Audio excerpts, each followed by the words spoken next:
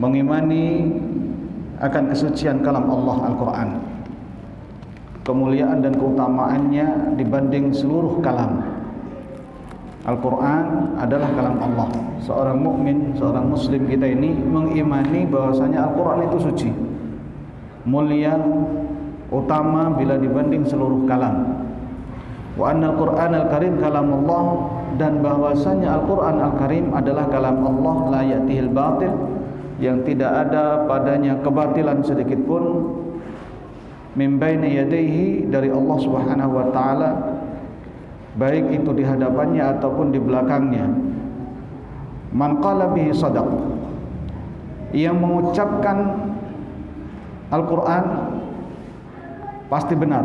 Wa man hakama bihi adal, yang berhukum dengan Al-Quran pasti adil. Wa anna ahlahum ahlullahi wa khassatuh, adapun ahlinya Al-Quran adalah ahlinya Allah, keluarganya Al-Quran adalah keluarganya Allah dan orang-orang khususnya.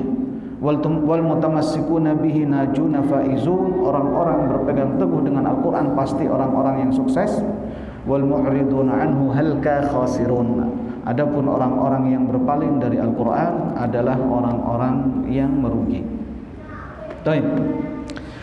Di paragraf pertama di sini beliau Fadilatul Syekh ingin menjelaskan kepada kita tentang Al-Quran, dan Al-Quran adalah kalam Allah. Kalam adalah ucapan, dan Allah Subhanahu wa taala memiliki sifat kalam. Allah taala memiliki sifat kalam. Artinya Allah Subhanahu wa taala juga berbicara. Kemudian yang menjadi perdebatan di zaman salaf, muncul pemahaman Al-Quran bukan kalam Allah, Al-Quran adalah makhluk. Atau mereka mengatakan Al-Quran adalah kalam Allah tapi makhluk. Ahlus sunnah wal jamaah mundu qadimiz zaman, sejak zaman dahulu itu bersepakat dan berpegang teguh bahwasanya Al-Quran adalah kalam Allah. Sehingga tatkala keluar statement dari orang-orang Mu'tazilah dan Jahmiyah bahwasanya Al-Quran adalah makhluk dan bukan kalam Allah, yang paling keras, dan ini di zamannya mereka A'imah al-Arba'ah, statement itu keluar di zamannya para imam yang empat, Imam Malik, Imam Syafi'i, Imam Ahmad bin Hanbal. Meledaknya ketika Imam Ahmad bin Hanbal ditangkap karena tetap mempertahankan keyakinan Al-Quran adalah kalam Allah dan bukan makhluk. Kenapa Al-Quran bukan makhluk? Karena Al-Quran adalah kalam, dan kalam adalah sifat Allah Subhanahu wa ta'ala. Sifat Allah bukan makhluk. Al-Quran sekali lagi sifat Allah, kalam adalah sifat. Maka Al-Quran bukanlah makhluk. Imam Ahmad dipenjara, dipukuli, dan seterusnya, hanya untuk mempertahankan bahwasanya Al-Quran, akidah Ahlussunnah wal Jamaah, Al-Quran adalah kalam Allah. Kalam manusia ya, yang akhir-akhir ini ada sesuatu yang agak aneh dan asing. Ada yang mengklaim bahwasanya Al-Quran adalah kalamnya Nabi sallallahu alaihi wasallam, yang mengatakan bahwasanya qala Rasulullah sallallahu alaihi wasallam fil Qur'anil Karim, Nabi sallallahu alaihi wasallam bersabda di dalam Al-Qur'anul Karim, Bismillahirrahmanirrahim, Alhamdulillahirabbil alamin. Dan begitulah diajarkan kepada murid-muridnya. Ini aneh lagi. Dulu Mu'tazilah dan Jahmiyah masih mengakui Al-Quran adalah kalam Allah, atau mereka sebagian tidak mengakui Al-Quran adalah kalam Allah karena ingin lari daripada sifat Allah. Karena kalau sudah berbicara sifat Allah berarti bukan makhluk, dan mereka ingin mengaklaim bahasanya Al-Quran adalah makhluk. Itu dulu masih menerimalah yang namanya dalil, masih menerimalah sebagian, karena mereka adalah murid-murid ulama salaf. Yang ini beda lagi. Al-Quran adalah ucapan Nabi sallallahu alaihi wasallam. Di antara ilahnya adalah nggak mau mengklaim kalam Nabi Shallallahu Alaihi Wasallam itu dhaif, itu nuduh Nabi palsu. Ada yang disebut maudhu', berarti secara tidak langsung nabinya mengucapkan kata-kata palsu dan seterusnya. Akhirnya apa? Al-Quran dinisbatkan kepada Nabi dan mengatakan Al-Quran adalah ucapan Nabi Shallallahu Alaihi Wasallam, dan tentu ini batil, menyelisihi ulama salaf atau menyelisih jumhurul ulama qadiman wa hadithan, dan ini adalah masalah akidah, masalah keyakinan. Qala Allah Ta'ala, qala Allah Ta'ala, qala Allah Ta'ala. Bahkan hadis, sebagian hadis ada disebut namanya hadis qudsi. Itu Nabi sallallahu alaihi wasallam meriwayatkan dari Allah Azza wa Jalla. Nabi sallallahu alaihi wasallam meriwayatkan dari Allah Azza wa Jalla.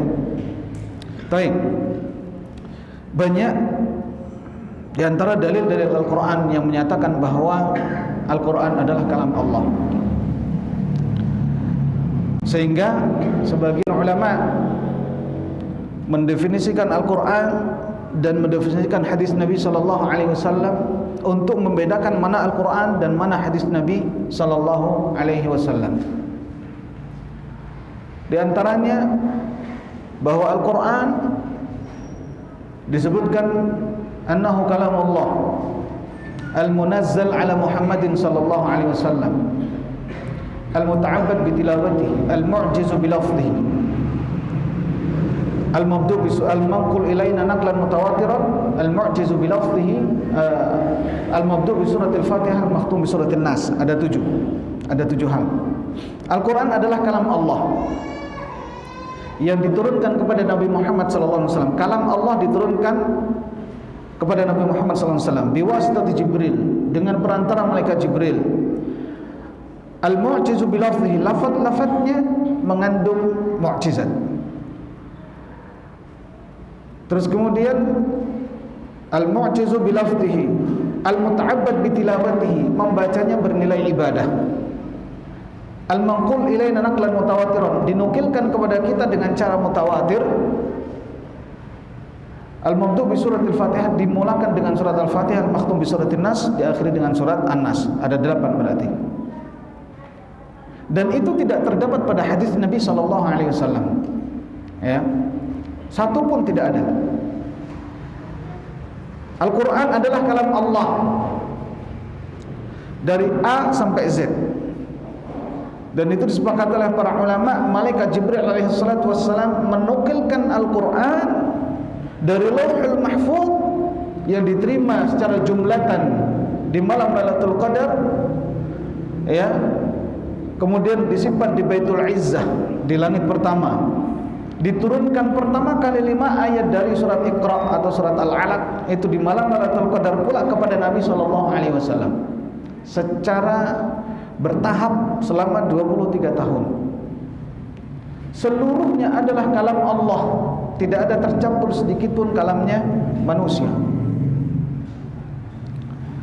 Kemudian di antaranya Al-Quran dinukilkan secara mutawatir, secara tawatur.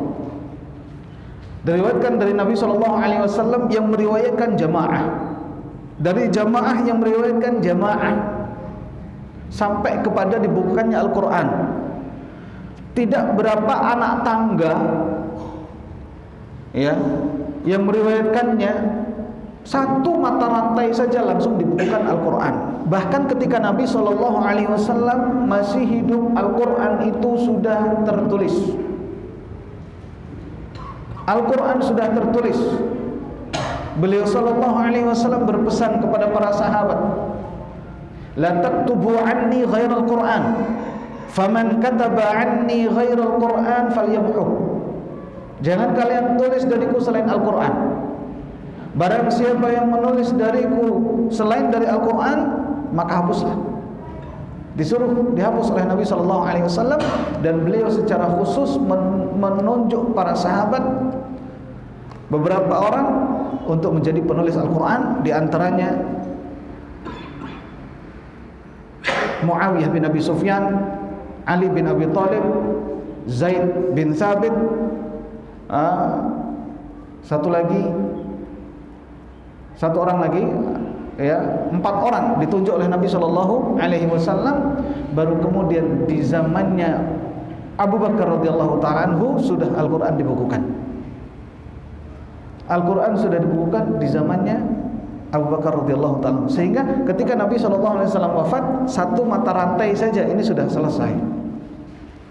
Jadi tidak dibutuhkan periwayatan sebagaimana periwayatan hadis Nabi Shallallahu Alaihi Wasallam yang dibukukan di zaman tabi'in atau tabi'ut tabi'in, ya, zamannya Abu Hanifah, Imam Abu Hanifah, ya, dan juga zamannya Imam Malik rahimahullah taala.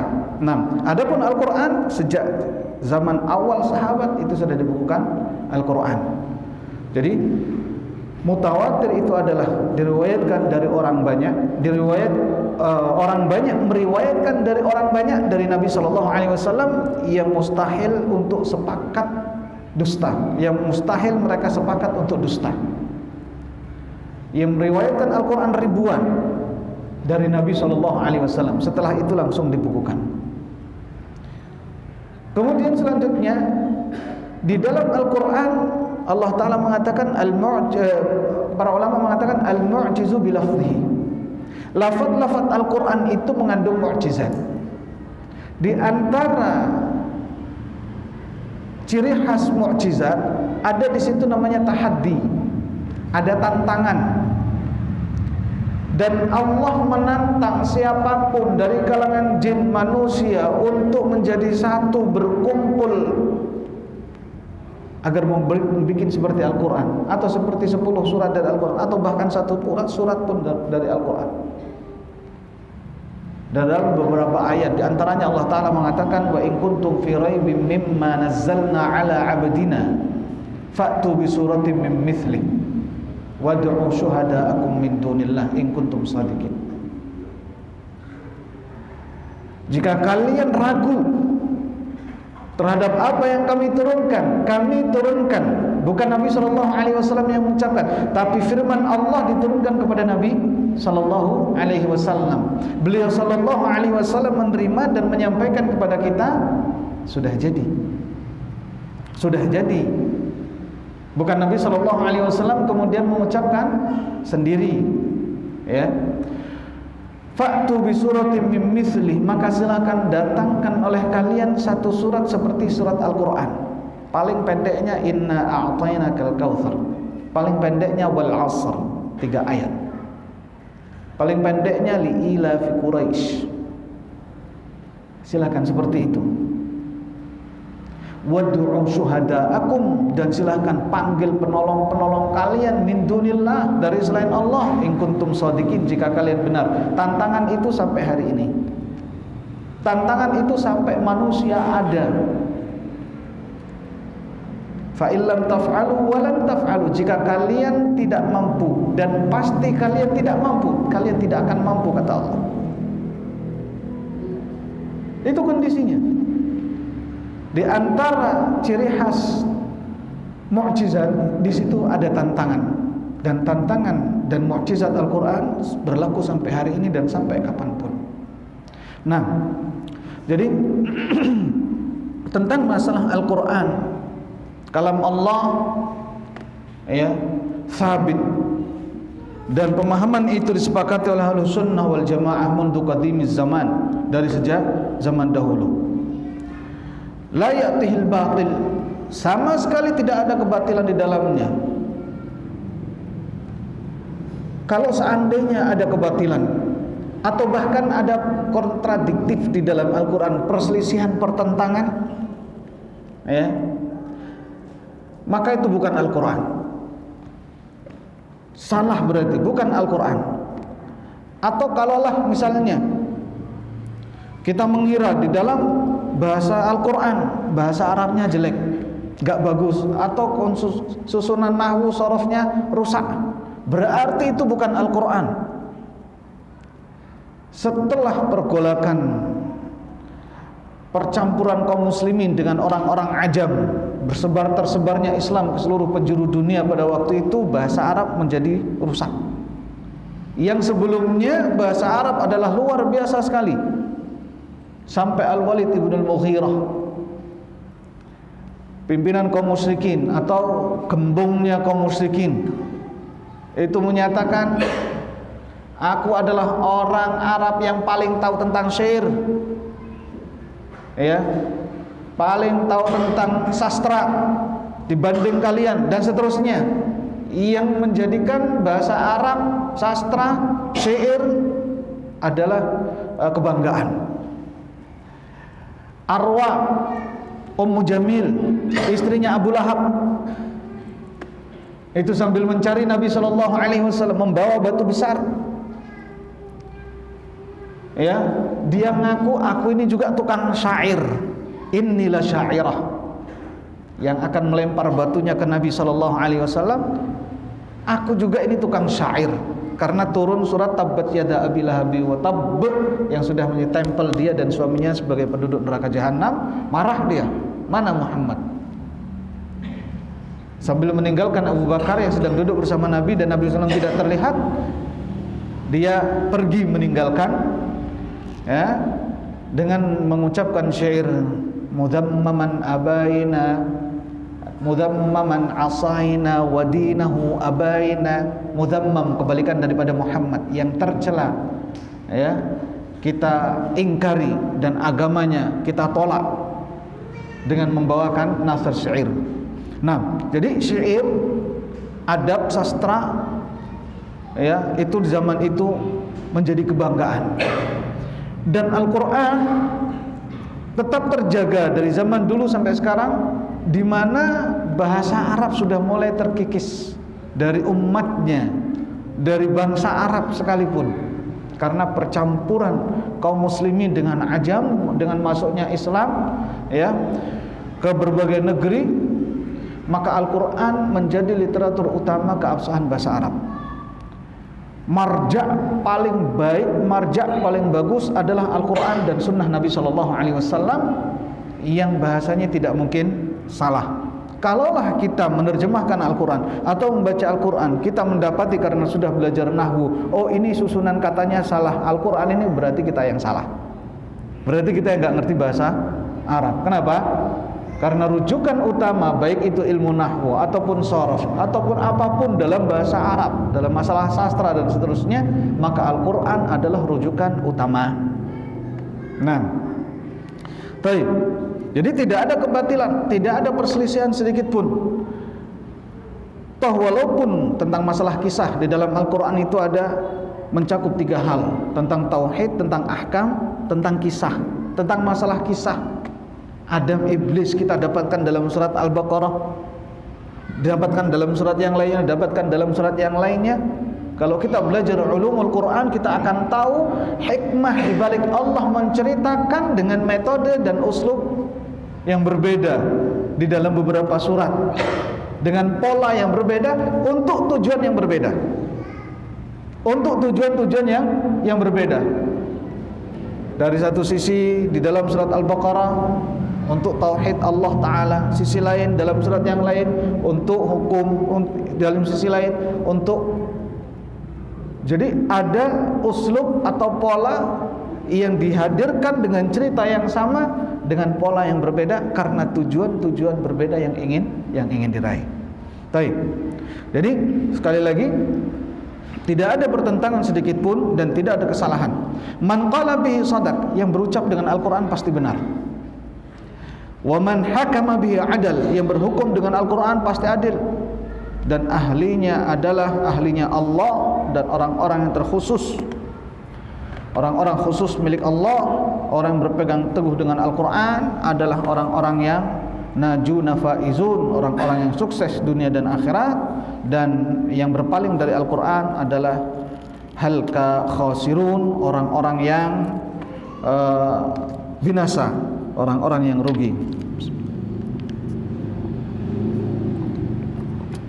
Kemudian wa yazidu fi imanil muslim bi'azamati kitabillahi jalla jalaluhu wa qudsiyatihi wa syarafihi ma warada fi fadlihi 'anil munazzali 'alaihi wal muha bihi ilaihi safwatil khalqi sayyidina Muhammadin ibn Abdullah sallallahu alaihi wasallam. Dan bertambah kemuliaan Al-Quran, kesucian Al-Quran keagungan Al-Quran itu bertambah lagi dengan apa yang dikabarkan oleh Nabi SAW yang telah diturunkan kepadanya Al-Quran. Di antaranya wa fi misli qawlihi, di antaranya adalah seperti sabda Nabi SAW. Kalau kita pengen tahu keagungan Al-Quran, banyak sekali sabda-sabda Nabi SAW yang beliau paparkan di sini adalah sebagian tentang kemuliaan Al-Quran. Beliau SAW mengatakan, Iqra'ul Quran fa innahu yaji'u yaumal qiyamati syafi'an li sahibi. Bacalah oleh kalian Al-Quran, karena nanti Al-Quran datang di hari kiamat sebagai pemberi syafaat bagi orang-orang yang membacanya. Bacalah Al-Quran. Kenapa? Nanti di hari kiamat akan memberikan syafaat bagi orang-orang yang membaca Al-Quran. Dalam hal ini banyak sekali dalil-dalilnya. Ya, di antaranya seorang mukmin yang masuk ke dalam surga diperintahkan oleh Allah irki. Terus kamu nanjak, terus kamu naik sampai batasan mana kamu membaca Al-Quran, disitulah tempatmu. Semakin banyak kita membaca Al-Quran, semakin tinggi derajat di dalam surga. Dalam riwayat lain Nabi SAW mengatakan, wal Qur'anu hujjatun laka aw 'alaika. Dan Al-Quran merupakan hujjah untukmu, menolong orang masuk ke dalam surga, aw 'alaika, atau merupakan hujjah atasmu yang mendorong ke dalam neraka, menarik ke dalam surga atau mendorong ke dalam neraka. Jadi hati-hati ya, untuk Al-Quran ini fadilahnya sangat luar biasa sekali. Tapi kalau sudah salah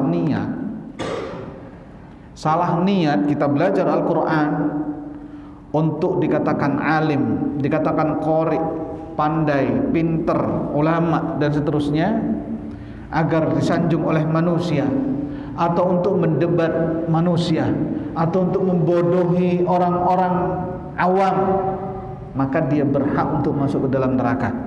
Semuanya ini berdasarkan dalil Nabi SAW. Siapa yang berhak masuk neraka dari ahli Al-Quran? Orang yang ingin dipuji, orang yang pengen tenar, orang yang pengen dikatakan dia ahli dalam Al-Quran, dia qori, orang yang pengen membodohi manusia-manusia, orang yang ingin mendebat manusia-manusia. Jadi ahli Al-Quran, tapi justru Al-Quran menjerumuskan dia masuk ke dalam neraka. Wal'iyadzubillah. Baik. Kata Nabi SAW, Iqra'u, bacalah oleh kalian Al-Quran. Wal musibah, musibah kita adalah saat ini kita jarang membaca Al-Quran, diakui ataupun tidak. Bahkan untuk kalangan kita sendiri, orang-orang yang perdalam ilmu agama ya, yang senang ketika dihadiahkan kepadanya Al-Quran, tapi untuk membaca Al-Quran itu masih menjadi sesuatu yang sangat luar biasa beratnya. Nah, maka di sini Nabi SAW mengajak kita, Iqra'ul Quran, bacalah oleh kalian Al-Quran. Siapa yang merintahkan? Nabi SAW. Siapa Nabi SAW? Kekasih kita. Ketika seorang kekasih meminta kepada kekasihnya, toh walaupun itu berat, walaupun itu sakit, pasti akan dirasa nikmat. Harusnya kita rasa nikmat. Saya ambil contoh, dijiwit itu sakit Pak ya, dicubit itu sakit, tergantung yang nyubit ya, tergantung yang nyubit. Kalau sampean saya yang nyubit pasti marah, tapi kalau istri yang nyubit atau istri muda yang nyubit, itu insya Allah nggak marah, minta tambah. Itulah seorang kekasih. Nabi SAW sekarang ini meminta kita, Iqra'ul Quran, ayo baca oleh kalian Al-Quran. Di sisi lain Nabi SAW memberikan faedah, fa innahu ya'ti yaumal qiyamah syafi'an li sahibihi. Karena nanti di Al-Quran datang di hari kiamat sebagai pemberi syafaat bagi orang yang membacanya. Gitu.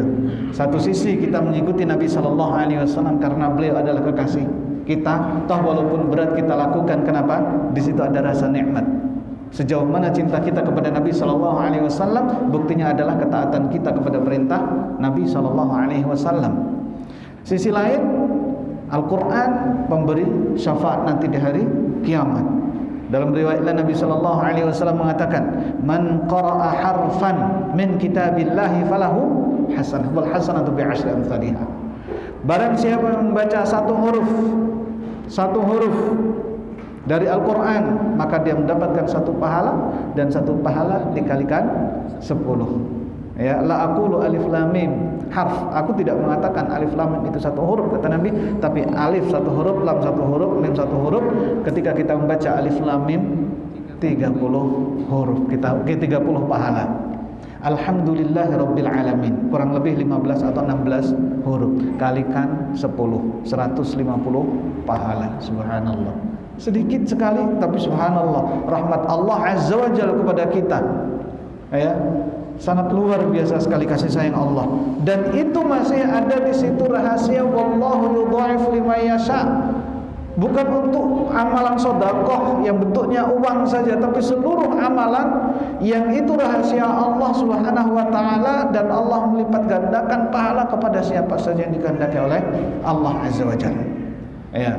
Sehingga dalam masalah ini, yang pertama, ketundukan ketaatan kita kepada Nabi Shallallahu Alaihi Wasallam itu harus. Di sini ada perintah, kita jalankan perintah. Yang kedua, keikhlasan. Sekali lagi tadi, kenapa orang-orang yang mempelajari Al-Quran justru terjerumus ke dalam neraka? Beberapa orang yang kita sebutkan tadi, karena sekali lagi keikhlasan. Ikhlas adalah lillahi ta'ala, itu kunci mengikuti petunjuk Nabi Shallallahu Alaihi Wasallam. Dan yang kedua, ikhlas karena Allah. Kita menjalankannya karena Allah azza wa jalla, tidak karena yang lainnya, tidak karena pengen tenar, belajar Al-Quran dan seterusnya. Baik. Kemudian wa qawlihi khairukum man ta'allama al-Qur'ana wa 'allamah. Sebaik-baik kalian adalah orang yang belajar Al-Quran dan mengajarkan Al-Quran. Allahu Akbar.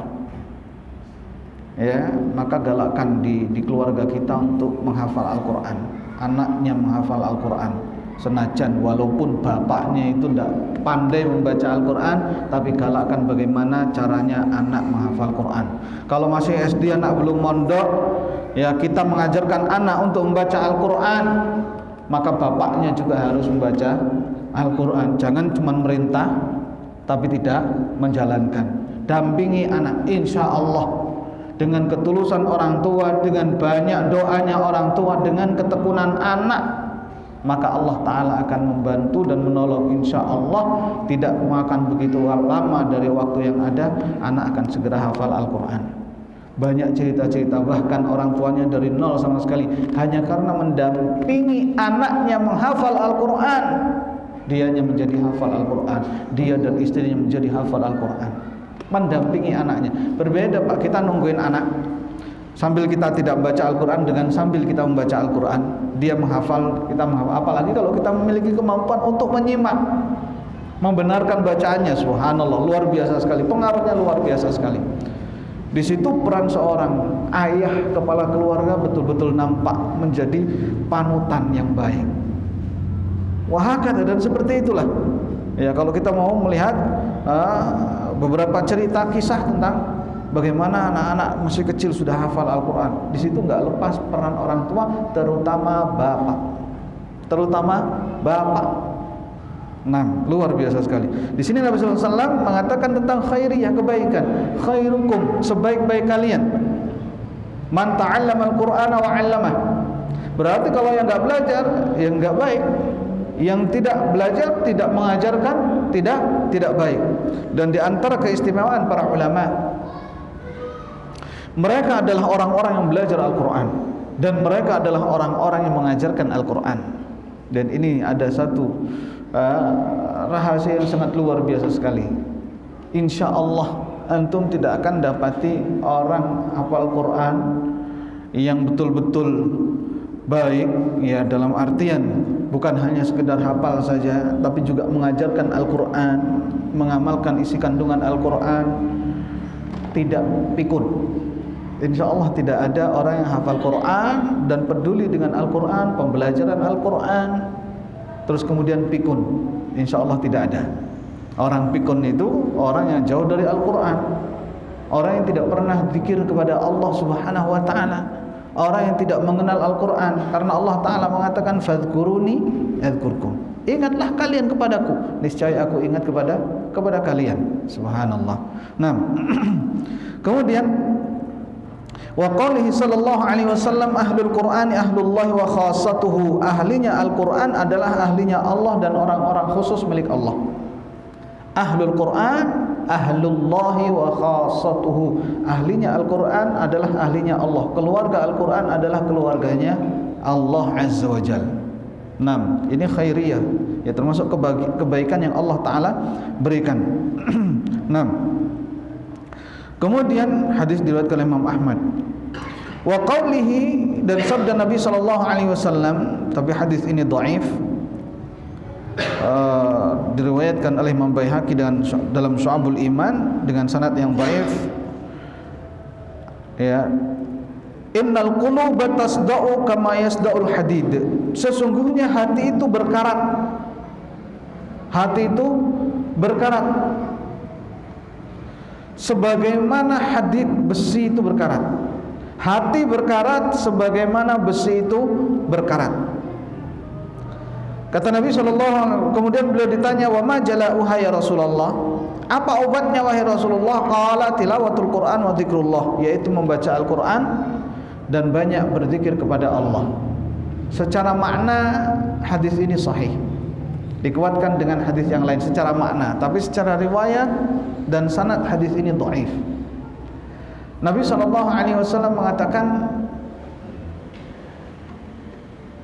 innal abda idza adznaba dzanban kana nuqtatan sauda fi qalbi. Seorang hamba apabila melakukan satu dosa maka ada satu titik hitam di hatinya.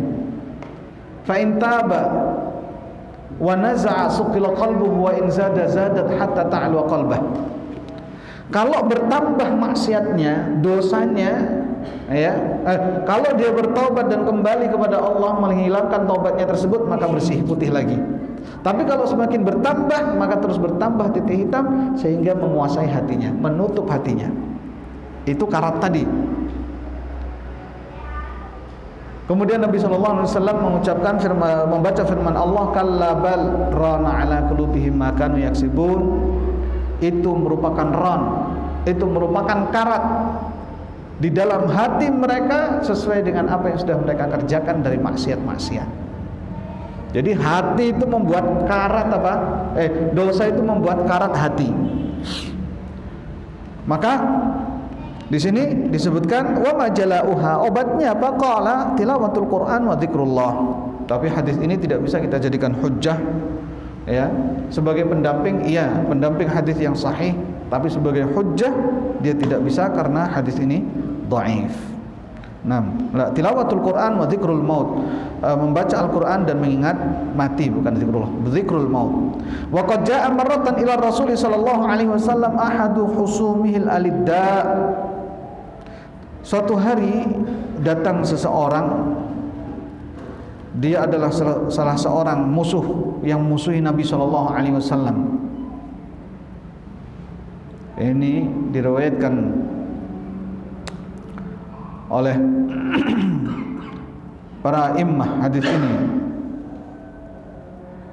dari hadis Ibnu Abbas radhiyallahu taala anhuma,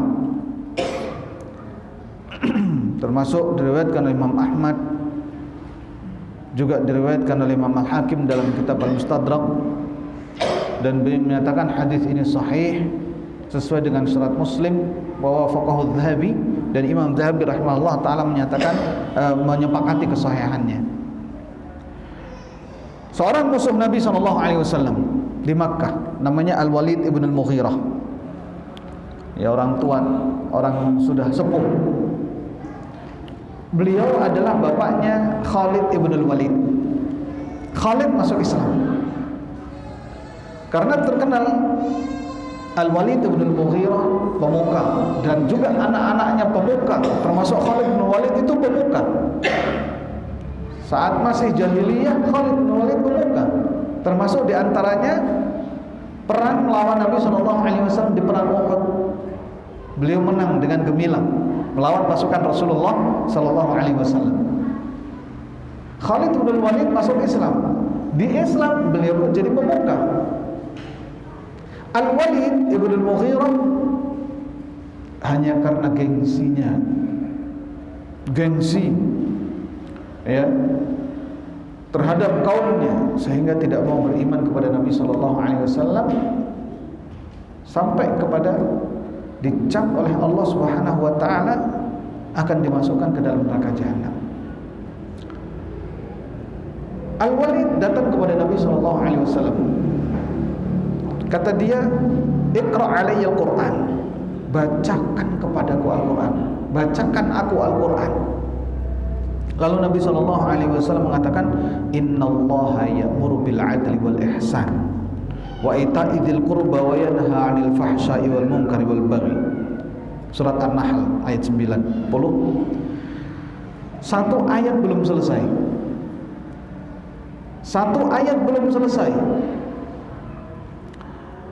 Kata Al-Walid, berhenti, ulangi lagi. Ulangi lagi, baca lagi. Nabi mengulangi membacanya, "Innallaha ya'muru bil 'adli wal ihsan wa ita'i dzil qurba wa yanha 'anil fahsya'i wal munkari wal baghi." Ulangi lagi. Satu ayat belum puas. Belum merasa puas dengan satu ayat, minta diulangi, minta diulangi, minta diulangi. Yang terakhir beliau punya kesimpulan apa? Wallahi, demi Allah, inna lahu lahalawah. Al-Quran itu memiliki rasa manis. Al-Quran itu manis.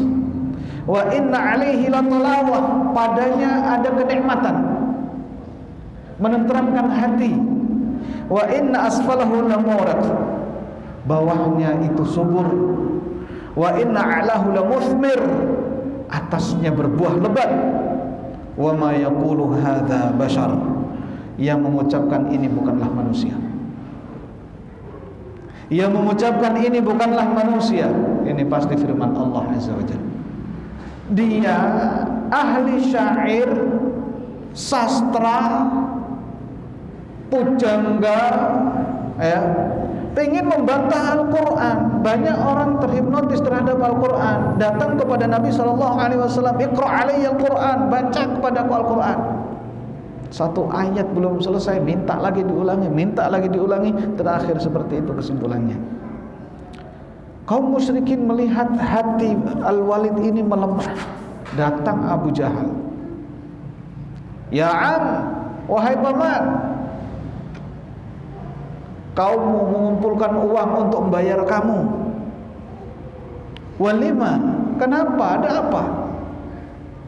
Mereka pengen statement kamu, memojokkan Muhammad, memojokkan Al-Quran. Kata Al-Walid, "Wallahi, demi Allah."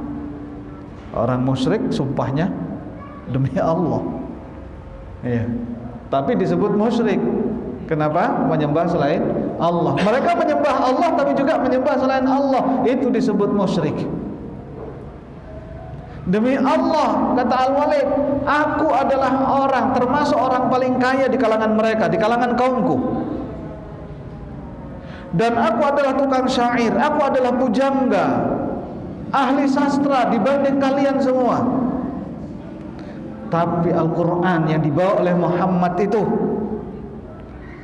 tidak sama seperti itu. Itu bukan syair. Itu juga bukan syairnya jin. Sampai beliau mengatakan begitu, bukan syairnya jin. Ia mengucapkan itu bukanlah manusia. Ya'lu wa la yu'la, dia tinggi dan tidak ada lagi yang lebih tinggi darinya. Paling tinggi yaitu Al-Quran itu. Padahal baru dengar berapa? Satu ayat, itu pun tidak sempurna. Subhanallah. Ini yang dikatakan beliau Al-Walid ibn al-Mughirah mulai melemah. Dirayu lagi sama Abu Jahal, dirayu lagi sama Abu Jahal. Tunggu sebentar, berpikir keras. Lalu mengatakan Al-Walid ibn al-Mughirah mengatakan, in kalla la ihtarqu, apa dalam surat Al-Muddathir, sampai turun ayat kepadanya, sihru yu'thar. Apa ayatnya saat itu? So Al-Muddathir ayat ke ayat ke-16 kalau tidak salah. Ya, sihru yu'thar itu adalah sihir yang diajarkan. Muhammad belajar dari orang lain. Sampai silahkan antum baca ayat mulai dari ayat itu, ya, sampai kepada sauslihi saqar, itu bercerita tentang Al-Walid ibn Al-Mughirah. Ya, sampai ayat sauslihi saqar, aku akan masukkan dia ke dalam neraka saqar. Ayat itu bercerita tentang Allah memberikan harta yang berlimpah, anak-anak yang baik, yang dihormati, kedudukan yang tinggi dan seterusnya, dimuliakan. Apa saja yang diminta diberikan oleh Allah Azza wa Jalla. Tapi karena dia ingkar dengan Al-Quran, terus kemudian mengungkapkan statementnya tentang Al-Quran adalah sihru yu'thar, sihir yang diajarkan, maka Allah mengatakan sauslihi saqar, maka dia akan aku masukkan ke dalam neraka saqar. Nah, zarni wa man khalaqtu wahida wa ja'altu lahu mamduda wa banina syuhuda wa mahattu lahu tamhida. Nah ini zarni wa man khalaqtu wahida, turun ayat ini setelah ungkapan siapa? Ungkapan Al-Walid ibn Al-Mughirah. Turun ayat ini untuk Al-Walid sampai sauslihi saqar wa ma adraka ma saqar dan seterusnya itu. Baik. Ini balasan dari Allah Azza wa Jalla. Sebenarnya sudah melunak, tapi karena gengsinya ketemu dengan kaumnya, ya. Masuk. Masyaallah. Baik. Hakadha ya ikhwan. Demikian insyaallah kita lanjut pada kesempatan yang akan datang. Mudah-mudahan Allah Subhanahu wa taala meridhai kita semua dan menjadikan ilmu kita ilmu yang bermanfaat. Aqulu qouli hadza wa sallallahu ala nabiyyina Muhammadin wa ala alihi wa sahbihi ajma'in. Wa akhiru da'wana alhamdulillahirabbil alamin. Subhanakallahumma bihamdik asyhadu an la ilaha illa anta astaghfiruka wa atubu ilaik. Assalamualaikum warahmatullahi wabarakatuh.